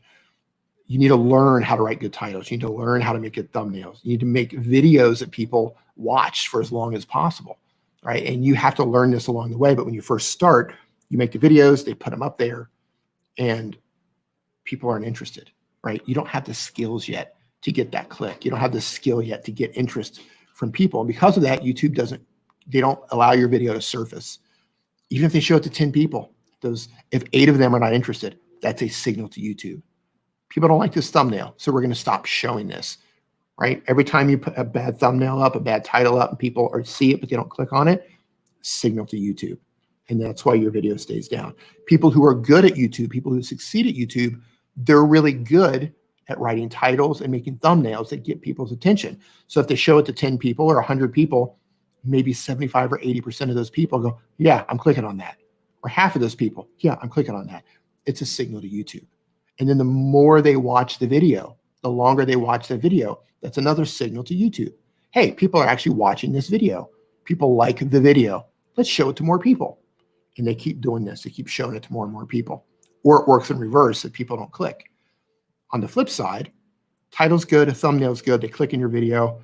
You blow it. You've got a 20-second intro. They're like, nope, I didn't click for a 20-second intro. That's also a signal to YouTube that says, okay, title is good, thumbnail is good, video sucks. We're going to stop showing the video. So it's not that YouTube doesn't like small creators. It's not like they don't like people from Venezuela or they don't like people from a particular niche. It's that they're just making content that's not resonating with people yet. It could be titles, it could be thumbnails, it could be a combination of both, or they could be winning there and blowing it on the video. So, that's what it comes down to.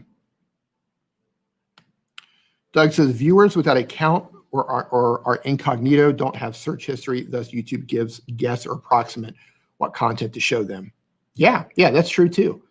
That's, and this is also part of the thing in terms of focusing on a particular type of content, making sure that you have tags to help with clarification, make sure that you have a description with keywords that are rich, because these are all things that tell YouTube what your video is about. So they put it in front of the right people. And Doug, I'm glad you said that, because without this, without that clarification, YouTube, like you could have a great title, you could have a great thumbnail, you could have a great video, but you blow it with your description, you blow it with your tags, you don't tell YouTube what your video is about, or maybe you're making too many different types of content on your channel.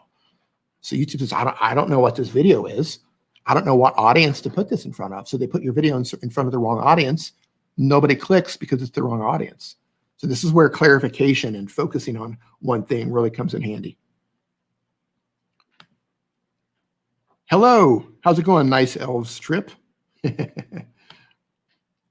Abdul Bari Anwar, thank you. Preethav Raj, how do you get correct thumbnail and title? Well, TubeBuddy helps with the title. It helps you find an opportunity. You think of it this way. Some people will say don't use YouTube as a search engine. Some people say that's a bad way to go about it. And it can be based on what your channel goals are. But for my channel, because it's tutorial-based, how-to content, I focus on search traffic as much as I can. I write titles in the way that people search for content. So your titles need to either be written out in a way that people can find through searching, right? Think about, how do people search for content? Be mindful of how you yourself search for content. When you go to look for something, how do you type that out exactly? Because people do the same thing. So if you want to show up in search, that's one of the things that you can do, is craft titles in a certain way. If you're trying to target that. So that's one way to do that. In terms of thumbnails, I've made thumbnails that I thought were going to bomb and they did really well. And I've made thumbnails that I thought were going to do really well and they didn't do very well. A lot of trial and error. That's what you do with thumbnails. That's what TubeBuddy helps with. You have an A/B testing with your legend feature in TubeBuddy, and it will compare thumbnails and tell you which one works the best. Adams Exploits, thank you so much for the super chat. I was going to say get some snacks, but better not, in case your girlfriend she's right here. She is right here, and I'm getting the eye. So Adam just gave me $5 for snacks, babe. Hey. Thanks. She said thanks. Oh, I love it.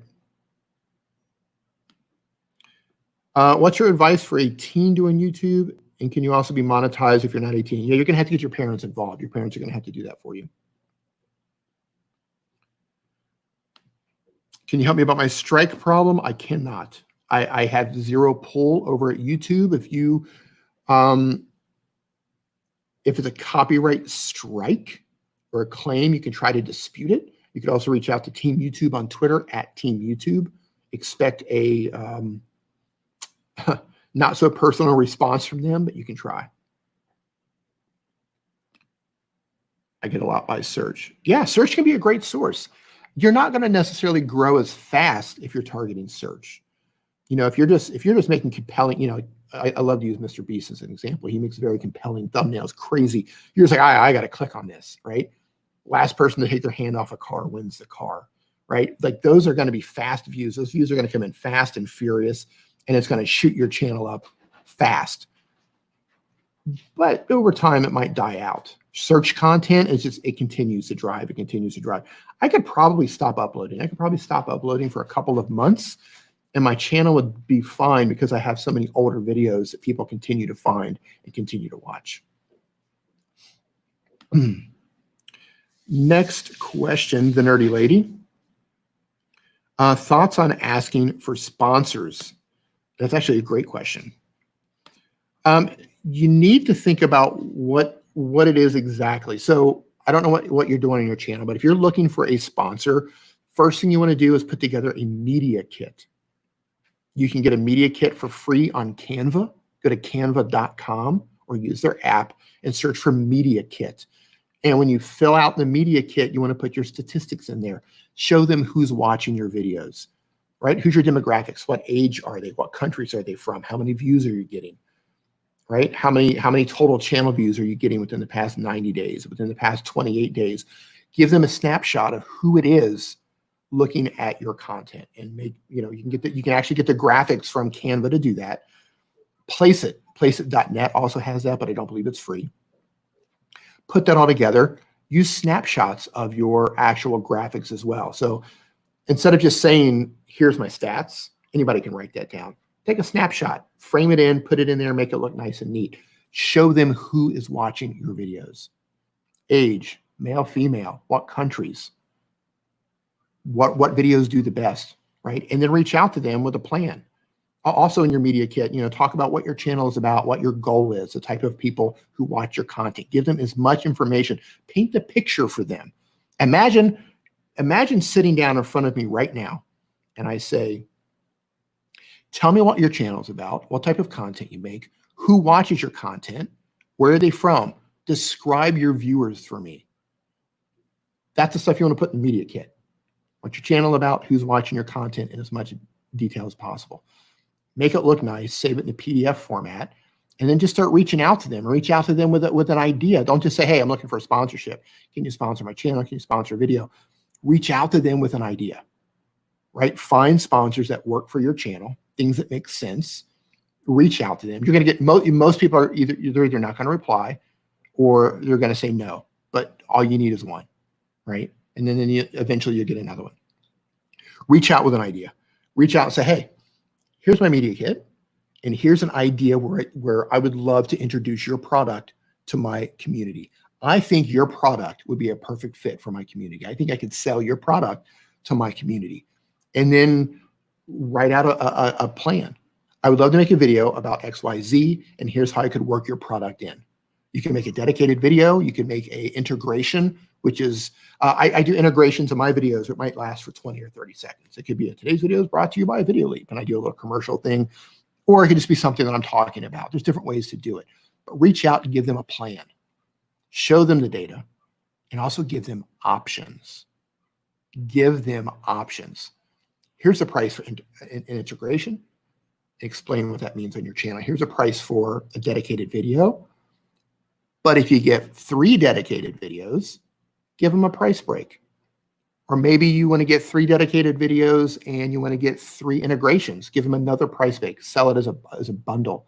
Sell it as a group, right? So you can sell things individually. You can sell things as groups, but give them options. You'd be surprised.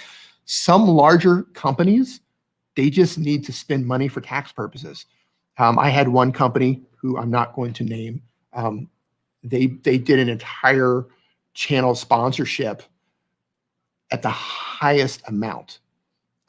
Only one company's ever done this. The highest level, they bought it. I think they needed tax write-offs. So they bought it, and then they came back and they said, we don't actually need all the stuff that you offered for the entire sponsorship. We're going to give you that money, but they just needed a fraction of it. And they could have saved money if they would have just used another bundle, but they needed to write off taxes. It was the right time of the year. They had taxes to write off. They had money to spend. So they're like, yeah, we're just gonna do this. So you'd be surprised. Give them options. I hope that helps. Thank you. No audience details and analytics yet. Okay, keep going. Keep going, and you're going to get to the point where you are going to start to collect data. You're going to say, okay, well, my viewership is, 65% female. The United States is 45% viewership. Canada's 20% viewership. The UK is 5%. India's 2%, right? Let them know who it is. All right. Hope that helps. Next question. Analog TV again. How do I get licensing for old popular music from the 70s, 80s, and 90s from my videos so I can use it with highlights? You don't. I mean, technically you could reach out to some of the record labels and try to do it that way, but record labels often sell the rights, and there's buying and trading and all sorts of things that go on. And while you might be protected for a certain amount of time, if they were to get bought or they sold the rights to somebody else, then you're not going to be protected. What you want to look for is a music service. And that's why I like Epidemic Sound or Licked or MusicBed or Artlist. They're in their contract, it's in perpetuity, which means that you use this music, you get to use it forever in perpetuity. But if you're just going directly with the labels, that's risky. So I would say you don't, unfortunately. What you can do, sign up with Epidemic Sound, sign up with Licked, sign up with MusicBed, and look for songs that sound like they're from the 70s or from the 80s or from the 90s. They've got great music over there. They're not going to be popular songs. Licked might have some. I know Licked does work with some artists. But yeah, if it were that easy, everybody would be putting, you know, I would have Curtis Mayfield on like all of my videos. Like every video would start and you would hear the soundtrack to Pusher Man start. I'm your Pusher Man. Every video on the channel, Curtis Mayfield. Oh, that'd be so good. Analog TV again says, as a small YouTuber with 231 subscribers, how do I get a sponsor? Okay, so I just mentioned about what you need as a sponsor. Hope you were paying attention there. I'm not going to say that small channels cannot get sponsors, because they can. You just have to come at it from a unique angle. If I remember correctly, you're making videos about cricket. So what I would recommend you do, go through and remove any video that's not a sports video. Right? If your channel is about sports, remove every single video that's not about sports. Unlist them. Unlist those videos. Hire somebody. Get somebody from Fiverr or somebody else to redo your graphics, redo everything to make it look very impressive. So when a company looks at your channel, they go, wow, that looks really good. Right? And then you got to think about who's going to sponsor your channel. What company would be a good fit for your channel? And then everything that I mentioned before when I was answering the question for Nerdy Lady, apply that. You start reaching out. You're going to get tons of no's. More people are going to tell you no by far, but all you need is one. And by the way, if anybody's curious about what to ask, how much money to ask, if you're curious about how much money to ask, like, hey, how much do I ask for a video? How much do I ask for a shout out in the video? If you're not sure, type in yes. Like, yes, I don't know how much to ask. So I'm going to put in I'm going to drop a link into the chat. Yes, okay. So you can sign up here for free. It's called Social Blue Book. They connect to your YouTube channel, and they'll give you, they have an upgraded service, but they give you a basic free service to check your channel like once or twice. And it will give you a starting point for how much you could realistically ask for your videos. Like, this is how much to ask for a dedicated video. This is how much to ask for a shout out, that sort of thing. And you can move it too. You can say, okay, let's take the slider down to the low end, then take the slider up to the higher end, but it gives you the middle ground. Like, this is what we recommend you ask. And of course, this is just a starting point. I ask more than what they say, because what they do, hold on, Adam, I'll get to you here in a minute. What Social Blue Book does is they look at the data and they give you a price based on the data. What they're not taking into consideration is the time that it takes you to make the video. So let's just say theoretically, if Social Blue Book says that I can get $1,000 for a video, that's based on the data. But that doesn't count my day. It doesn't count how many hours it's going to take me to shoot that video. So I'm going to talk about how many hours it's going to take me to edit that video. It's not talking about, you know, how much time I'm going to spend in comments. It's also not taking into consideration is that video lives on forever, right? That video, especially if you're making how-to content and you have a lot of search traffic, when I do a deal with a company, I might not, because I target search. So I know that I'm going to put videos out. They're not going to do that great at the beginning, but months down the road, they're going to get a lift. That's just how my channel works, and I'm cool with that. And I explain that to any brands that I work with. But I know that video lives on forever. And I know that maybe in the first month, we might only get 2, 3, 5,000 views. But I know 6 months from now or a year from now, that might be 50,000 or 100,000 views or 200,000 views, because I know how my channel works. So Social Blue Book doesn't take that into consideration either. They continue to get value. So these are things you have to think about when you're asking, you know, how much money. So they're going to tell you how much it is based on data. Then you have to calculate your time. And if you have a channel based on search traffic, you got to think about, does this have the potential to live on? And then add a little bit more for that too. Hope that makes sense. So Adam says, I asked a question about Fiverr earlier. Are you using a special link or just answering questions in the chat? So Adam, I've got a link down in the description. However, I did turn it off because it was piling up. What was your question about Fiverr? I haven't used, I mean, I can do my own designs. Plus Nick and I have people that we work with as well who help us do things. So I haven't used Fiverr in a very, very, very, very long time. But when I did use Fiverr, I would only use people who had lots of very positive reviews. Basically, how to determine fair prices. So are you looking to sell your services, Adam, or are you looking to buy? You're looking for someone to actually hire to make that sort of thing? Basically, how do I determine fair prices? Are you gonna make it? Clarify that, Adam. So I'm not sure if you're looking at it from a buyer or seller point. D, what are you going to do to celebrate when you get over 100K? I'm going to keep on going. I'll probably do I'll do a live stream just like this, and I'll keep on going. There, you know, it takes a while to get your actual plaque. It takes a while to get that, but yeah, I'll probably do a 100K live stream. Yeah, and then I'll keep on going, keep on trucking. Okay, so purchase. So if you're looking to purchase, that's tough to say. I mean, different designers are going to charge differently based on their skill level. And it can be tough because being a good graphic designer who charges a lot does not mean they're going to get a lot of clicks. This is the tricky part about hiring designers. If you, let's say you hire somebody from Fiverr and they do amazing work. Like, wow, this is a great designer. And they make some amazing looking thumbnails, but the click-through rate's terrible.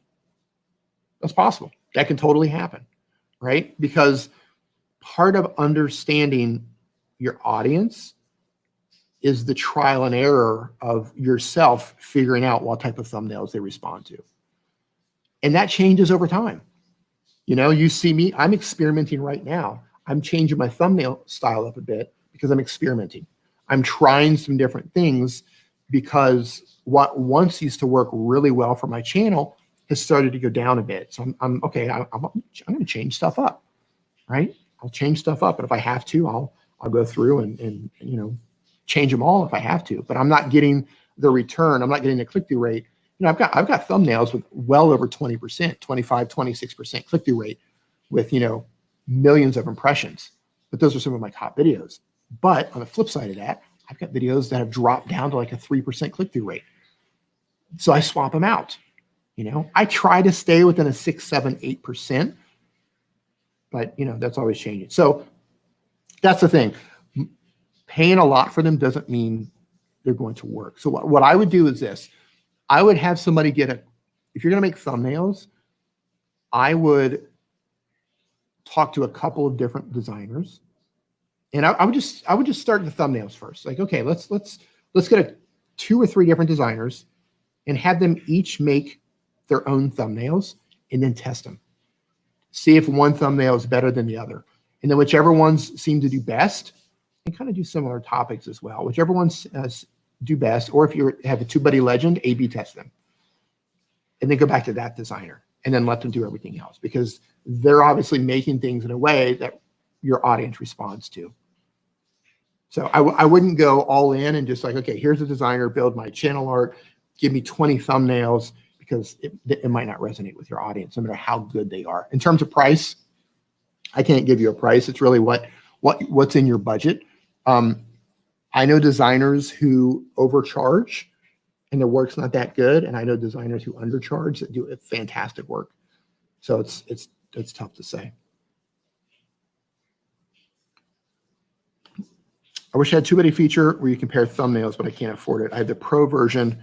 It's like $40. So here's the thing, Adam. You can upgrade and you can downgrade at any time. So let's say you hire a couple of designers and you have a couple of different thumbnails. You can upgrade to Legend for a month. Upgrade for a month, do tons of testing. Run tests on just test the hell out of stuff. And then the month's over, drop back down, because it's going to give you a good indication of what's happening with your thumbnails. And if you do it right, if you read the data correctly and you start getting those right thumbnails in there, then your channel is going to end up getting a swell, and eventually you will end up being able to afford TubeBuddy Legend. Good night, Uncle Eric. Have a good one. All right, next question here. CDC game or GCD Gamer, what's your advice for a teen doing YouTube? Okay, I answered that one. Next question is from Michael.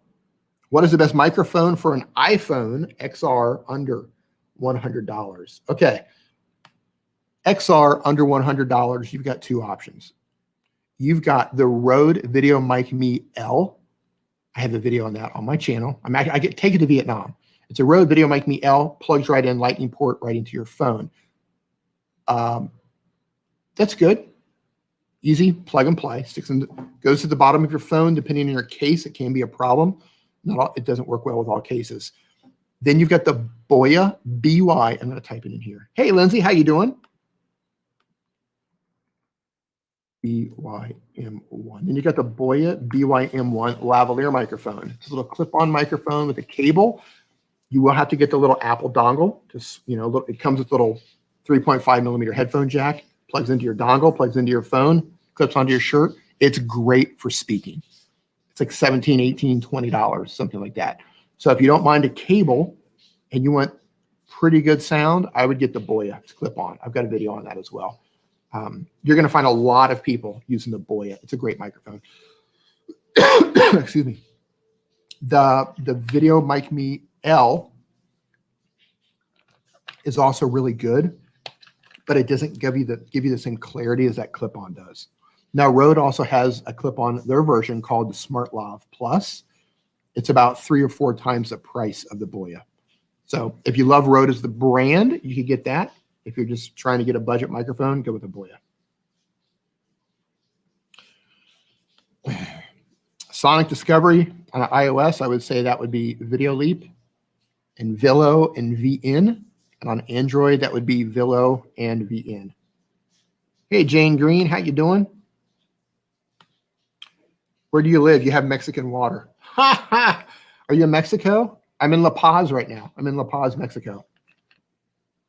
Yeah, it's Mexican water. That's a good eye, right? He saw me take a swig. He's like, you got Mexican water.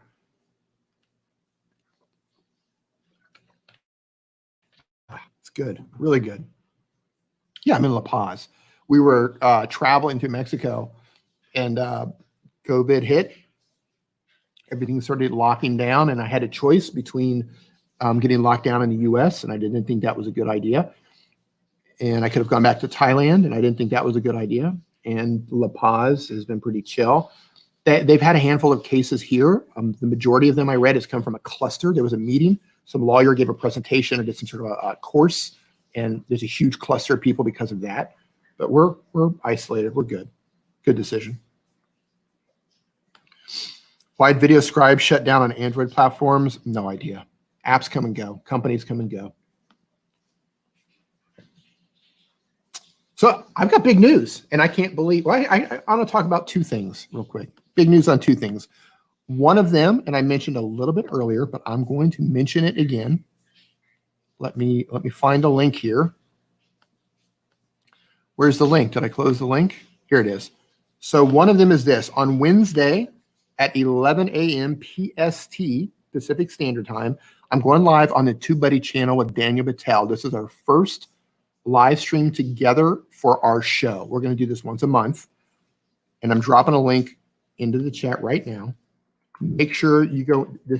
You got to be there. We're talking about getting discovered on YouTube. That's the topic for the first show.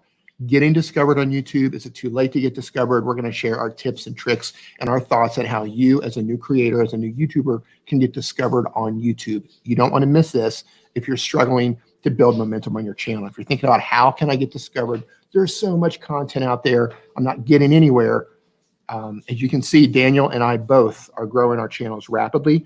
Our techniques work. The methods that we use work, and we're going to share those with you on Wednesday. We're going to do this once a month on the TubeBuddy channel. So number one, make sure you're subscribed to the TubeBuddy channel, and then we want to see you over there over on the TubeBuddy channel when we go live. Now, the next thing I want to talk about here, if I can find the link, I'm using my trackpad here, much faster with a mouse. The second thing I want to talk about is I've got t-shirts. I've got merch. I've got more designs that are coming on, but I've uploaded my first design for the store. So if you guys are interested in merch, I've actually got 2 or 3 more designs that'll be going up this week as well, but this is the first design. I've got female shirts and male shirts and hoodies and all that good stuff. Uncle Daniel has amazing hair. Yeah, if for nothing else, you go for the hair. You go for Daniel's hair. That's what I'm talking about. Yeah, real excited. Got the shirts. Got a handful of shirts coming up this week. I just uploaded the first one, and I think 2 or 3 more designs will come up this week. Hey, Slushy Panda, how you doing? Narfield says, I've been using bold fonts for my thumbnails, but the font's a little weird, but still legible at a small size. Should I use a more traditional font, or should I keep the one I have to stand out? If you're not able to see it at a small size, then you're using the wrong big font. Choose a big font, a large font that you can see well when it shrinks down. Impact is great. Montserrat is great. Babus New is great. Nice, big, bold. Arial Black is great. You know, you want to use a large font, a bold font that looks good, both large and when it's down small. So experiment until you find a font that looks good when it's small.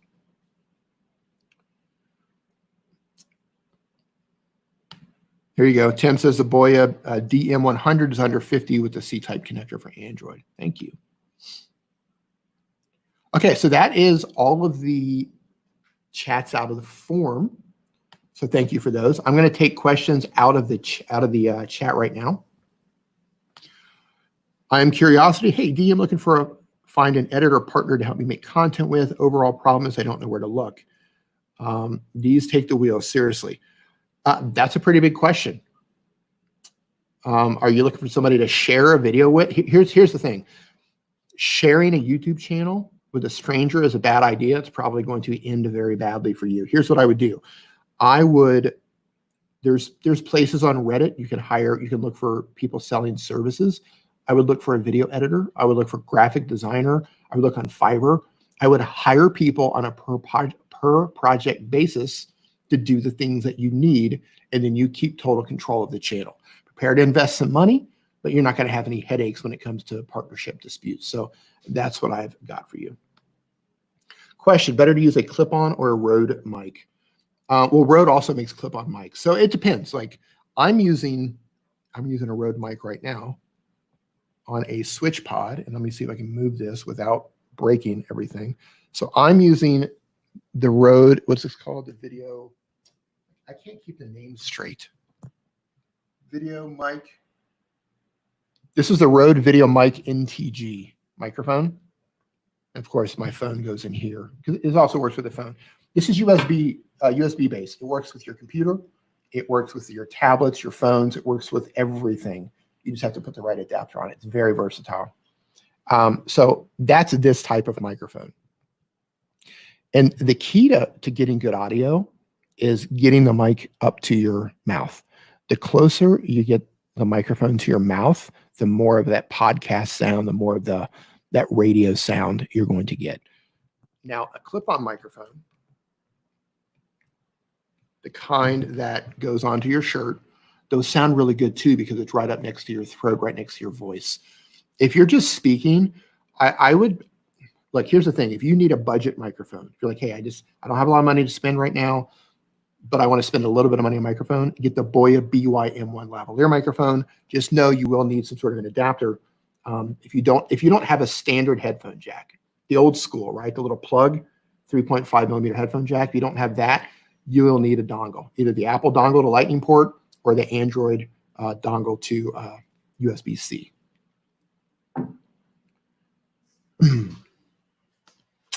Question. What aspect ratio for new iPhone landscape that I can put on end screens for my videos? So any in screen you want to do, it's 9 by 16, 16 by 9. I always put mine up at 1920 by 1080. That's the actual size that I build everything in. 1920 by 1080 is the size that I build. I put because I shoot in 4K. I shoot in 4K, but then I render out to 1080, 1920 by 1080. So any graphics that I put in my editor, it's also 1080. So that's what you want to do. What's $20, Tim? Edward says, I can edit videos in KineMaster, 1080p on KineMaster because it doesn't allow me to downsize. What? I can edit my videos 1080 in KineMaster because it won't allow me to downsize to 720. That you don't need to downsize to 720. So like if you're shooting 1080p, make the video 1080p and upload in 1080p. 720, I mean, I'm streaming in 720 right now, and I think that's acceptable for live streaming. But if you're uploading videos, I would upload it in 1080p. Are you sure, by the way? Oh, and 16, I think I told you 16 by 9 for the aspect ratio, but the actual size that I do is 1920 by 1080. Ratio-wise is 16 by 9. So I'm just going to check here. Hold on here. If I go to KineMaster, give me 1 second. Let me try to export this. Export. Yeah, so I can change resolution. Yeah, you can. So in my KineMaster, I have HD 720. Even though I put in a 4K clip, I can render it out at HD 720. See that? So what's probably happening is you probably have a cracked version of KineMaster. If you did not download KineMaster from the Google Play Store or the Apple Store, you have a bootleg version of KineMaster. You don't have an official version, and you're missing features because of that. Not only are you missing features, but you also run the risk of getting malware in your phone. A lot of people who crack these apps, they put malware in there to try to get your passwords. A lot of people get hacked this way. And another thing that happens is, okay, inside every phone is a chipset. And the more powerful your phone is, the more powerful your chipset is, which means you can add more video layers to your edits. Now, when you take an app like KineMaster, depending on the phone that you have, like I've got iPhone 11 Pro.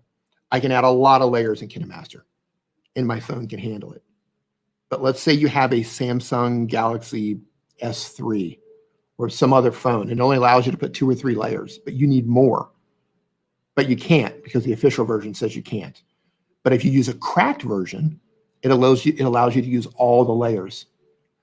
Here's what's dangerous. Because KineMaster limits the layers based on your chipset, when you exceed that through a cracked app, you run the risk of literally catching your phone on fire. Because it means your phone overworks, it works harder than it's supposed to. And if it gets too hot, you can burn your phone up. You can burn your chip up. Your phone can literally catch on fire. Like literally catch on fire. So you got to be very careful if you're using cracked apps. I know not everybody can afford a paid app, but look, if you need a free app, VN, just the words VN. It's free, Android, iPhone. VLLO, VLLO. It's free, Android, iPhone. Neither one of them have watermarks. I think one of them might put something at the very end. Your video's over, they put it on the end for the last 2 seconds. Videoleap, if you use the basic features, doesn't have watermark. So instead of using a cracked app, I urge you, delete that immediately and use a legit app that doesn't have a watermark. You're going to learn a new app, but it's going to save your phone and work within the limitations that it gives you with your phone. So you don't catch your phone on fire. Like that really happens. If you can't add all the layers, as many as you can process with that video, then that video, put it back and edit and add more layers. Yeah, that works too, right? Like render it out, come back, add some more to it. Yeah, absolutely, that works too. Arts and gadget stuff. Should I keep thumbnails simple or epic to attract people? Try both. Try both and see which one works for your particular audience. What works for my channel might not work for your channel. A thumbnail for Mr. Beast might not work for your audience. Some people do very well with thumbnails with no text whatsoever. They just choose the right picture, and it does really well. Some people, I've had this in the whole time, and I don't even need it. I didn't know I had this in. Some people do really well with a single picture. Some people need a lot of text. So just test it and see what works best for you. Should I implement memberships on my channel? I have a great loyal subscriber base. Yeah, put it on there. Offer them something. Offer them, member live stream, member only live streams or content that your normal people don't get, or give them content early. Yeah, implement it. Is it possible to take the watermark off of KineMaster for free on Android? They used to have a way by using the music service, but people have told me they've removed it. I have not confirmed this. However, if I mentioned 2 apps, VLLO, I'll type them in the chat right now. VLLO and VN. Those are 2 apps, no watermark, they're free. So if you need an app with no watermark, you can't pay for it. I get that. And if you're an iOS user, Videoleap. But keep in mind with Videoleap, great app, it is free, but if you start to use some of the premium features, they'll pop the watermark on there. But so you have to learn what's basic and what's not. Yes, it is. Free screen recorders, all of them. Mobizen and AZ screen recorder and DU screen recorder. Those are my 3 screen recorders. No, Videoleap is not currently on Android. Any Videoleap you find on Android is not a legit copy, and there's a good chance there's malware in there, and it's not going to work correctly. I have people leaving comments saying Videoleap sucks on Android. It's not officially on Android. Look, I hate to keep saying this. If you're getting your apps outside of the Google Play Store, outside of the Apple Store, you're taking a serious, serious risk.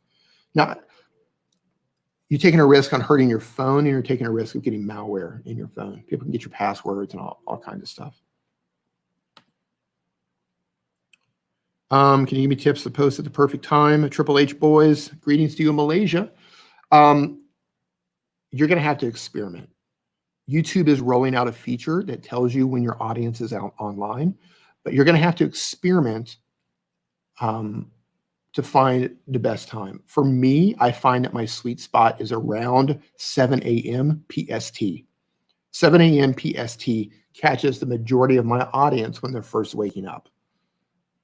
I found that through experimentation. Hey, Dino, how's it going? Yeah, you're taking a risk of your ID being stolen. Yeah, look, you guys, I can't even tell you how easy it would be to crack an app, put malware in the app, you install the app.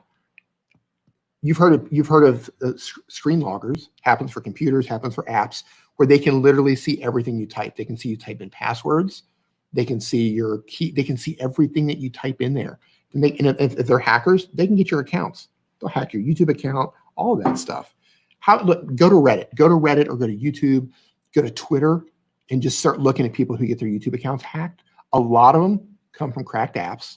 A lot of them are coming from emails that they're getting from bogus sponsors. Hey, we want you to advertise. We're going to pay you $500. We're going to pay you $1,000. We want you to advertise our VPN or this software that we have. All you have to do is install it and connect it to your channel. Boom, they got you. And then they steal your account. Eccentric Mind. Hey, D, I find your channel really helpful for new creators. Thank you. I'm glad to be helpful. Very glad to be helpful. Okay, do you think it's necessary to post at a certain time, though? Yeah, okay. I haven't found a huge difference on the days of the week. Weekends excluded. So like Saturday and Sunday, I will usually get more views. Monday through Friday, not a big difference. But the time of day can make a huge difference. So for me, if I post at 7 a.m. versus 10 a.m. or noon PST, that'll be the difference of getting 1,000 views extra or less within the first 24 hours for my channel. So 7 a.m., I'll get an extra 1,000 views, usually. Sometimes I mess that up with the topic or the thumbnail or whatever. But if I do everything right, if I post at 7 a.m., I'll get an extra 1,000 views in the first 24 hours. If I'm like 10 a.m. or noon or something like that, I won't get that. So yeah, time can make a difference, but you got to experiment to find your time. We've already talked about that one. LHFA reviews. What's up, brother? It says if you're gonna use it more than once, just pay for it or find a free alternative like the ones D gave here. Good apps usually aren't free. Yeah, you know, I'm not gonna say you always get what you pay for because sometimes there's some great free stuff. OBS is free. It's great. Snapseed is free. It's great. Lightroom Mobile is free. It's great. Those apps I mentioned, VLLO, Videoleap, VN, they're free. They're great. So there are out there, but majority of things you get what you pay for. Beanie, how you doing, man? Nice to see you in here. But you know, I posted. You know, I'm gonna do you guys a solid. Hold on. I'm gonna do you guys a solid. Hold on here. Right. If you are an Android user and you are looking for a free video app, say yes. Free video editing app, no watermark, Android user, say yes. Because if enough of you say yes, I'm gonna do you a solid right here.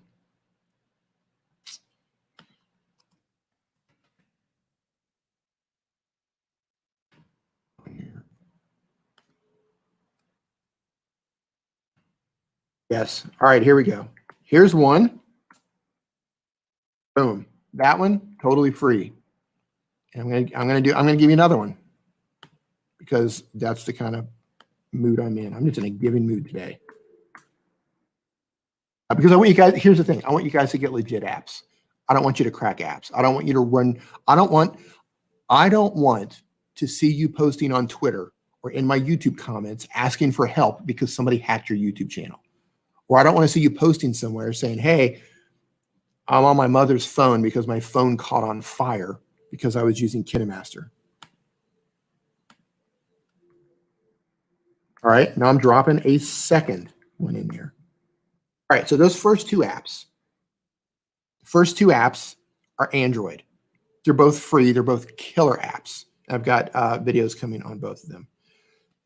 Scully, I think it is, yes. I think it is. And I had problems going live today with StreamYard. Every time Streamlabs does a big update, I have problems with it. So that's why I'm using StreamYard right now. I had less problems with OBS. So I would say use OBS if you can. I've had less problems over at OBS. Question. Stats tell you get more views at a certain time. Should I post videos at that exact time or program it 15 minutes before? That's a great question. That is a great question. Do it 15 minutes before. Reason being is because you want to start. Okay, everybody uploads. Let's just pick 7 a.m. Everybody's uploading at 7 a.m. Not everybody's uploading at 7:15. And so when people are waking up and they're looking at their notifications, depending on how they're looking at things in their emails, the first one might be from you. So you might be that first video that starts their YouTube session, which means they go to your channel, then they watch more videos and more videos. And that's another signal to YouTube says, wow, this channel continually gives us a lot of watch time, both on their channel and through other channels. And they actually give you a little bit of love because of that. So that's a great question. Yeah, Deo, so am I. I messed up 3 live streams today trying to go live with slobs. Yeah, switch over to OBS. All right, so the next solid I'm going to give you. Okay, so now if you're an iOS user and you need a free app. Hold on here. iOS user, free app. Type in yes. I'm going to drop a couple of things in the chat for you. One second here. I got to get the links. Okay, so the first one, I make videos on this. Now, they do have premium features. So this one is Videoleap. They do have premium features, and if you use a premium feature, they will put a watermark on there, tell you to upgrade.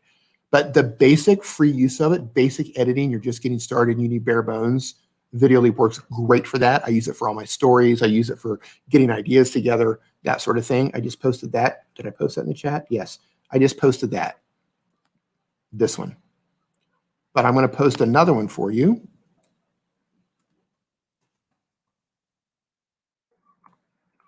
on here. I'm going to post the second one for you.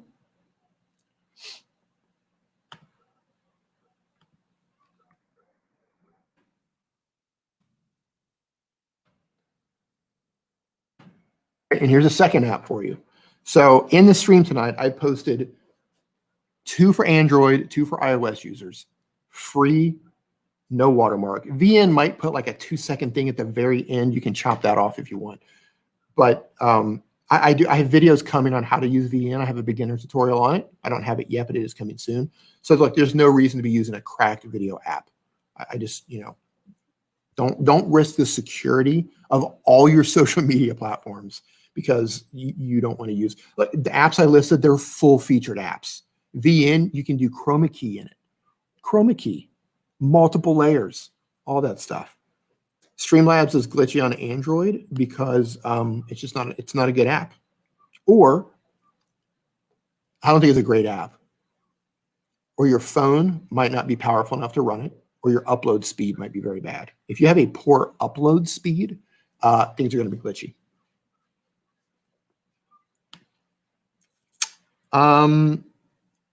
Does Logitech own slobs?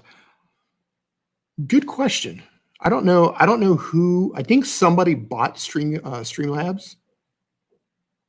Who was that? Is that Corsair?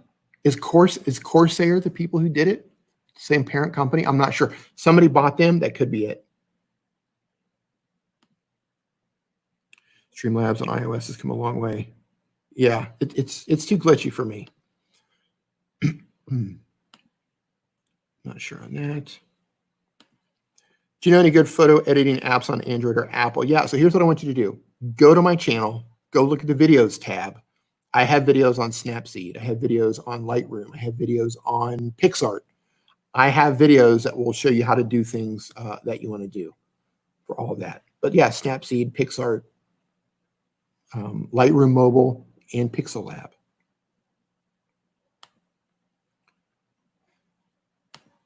All right, so one more thing here. One more thing here. I'm going to drop these in the chat one more time.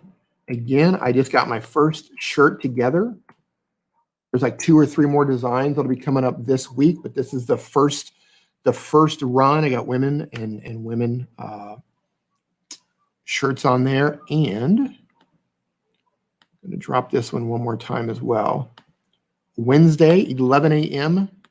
PST time, I'm going live on the TubeBuddy channel with Daniel Patel. We're talking about how you can get discovered on YouTube. Is it too late to get discovered? How do you still get discovered? We're going to share our tips and tricks on how your channel can get discovered. We hope to see you there on Wednesday morning, 11 a.m. PST. Okay, that's a wrap.